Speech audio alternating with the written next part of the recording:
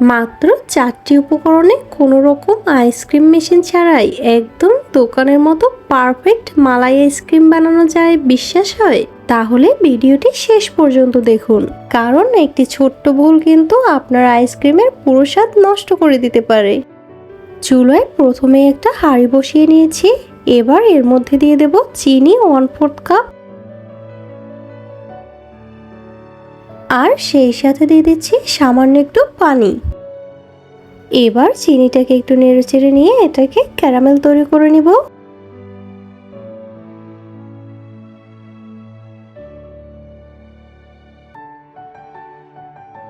এই যে ক্যারামেলের কালারটা কিন্তু আসতে শুরু করে দিয়েছে।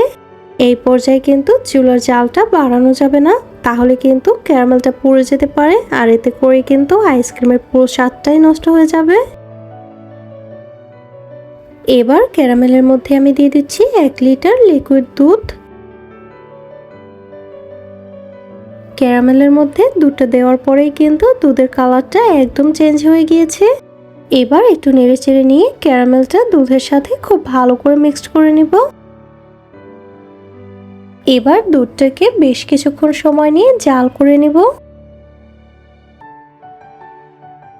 মাঝে মাঝে কিন্তু একটু নেড়েচেড়ে দিতে হবে, তা না হলে কিন্তু আবার দুধটা সাইড থেকে পড়ে যেতে পারে। দুধটা 4-5 মিনিট জাল করে নেওয়ার পরে এবার এখানে দিয়ে দিচ্ছি 1/4 কাপ গুঁড়ো দুধ। গুঁড়ো দুধটা দিয়ে নেড়েচেড়ে খুব ভালো করে মিশিয়ে নেব।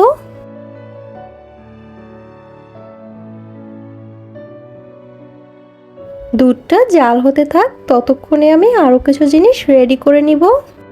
এখানে একটা ব্লেন্ডার জাগ নিয়েছি, এর মধ্যে দিয়ে দিচ্ছি 3টা সাদা এলাচ, আরও দিচ্ছি 7-8টার মতো কাজু বাদাম আর 8-10টা কাঠবাদাম।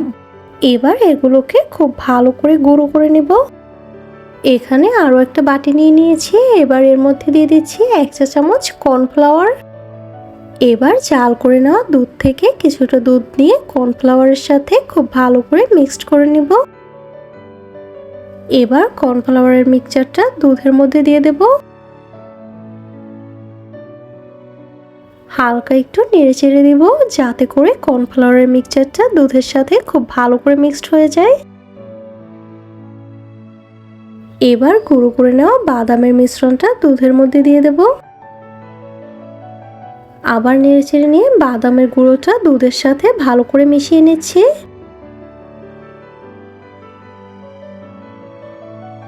দুধটা কিন্তু বেশ অনেকখানিকটা ঘন হয়ে গিয়েছে। 1 লিটার দুধ জাল করে নেওয়ার পরে কিন্তু প্রায় এখানে এখন 1/2 লিটারের মতো দুধ রয়েছে। তাই এ পর্যায়ে চুলাটা বন্ধ করে দিয়ে দুধটাকে ঠান্ডা করে নিব, কারণ দুধটা ঠান্ডা হওয়ার পরে কিন্তু এটা আরও কিছুটা ঘন হয়ে আসবে। এই যে দেখুন, এটা ঠান্ডা হওয়ার পরে কিন্তু একদম মালাইয়ের মতো হয়ে গিয়েছে। এবার এখানে একটা আইসক্রিমের মোল্ড নিয়ে নিলাম। মোল্ডের মধ্যে এবার মালাইটা ঢেলে নিব।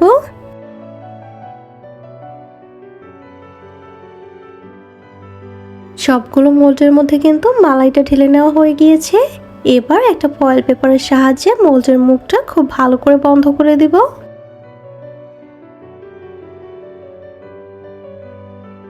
এবার একটা চাকুর সাহায্যে প্রতিটা মোল্ডের উপর থেকে এভাবে করে ছিদ্র করে নেব। এখন আইসক্রিমের কাঠিগুলো সেট করে নিচ্ছি।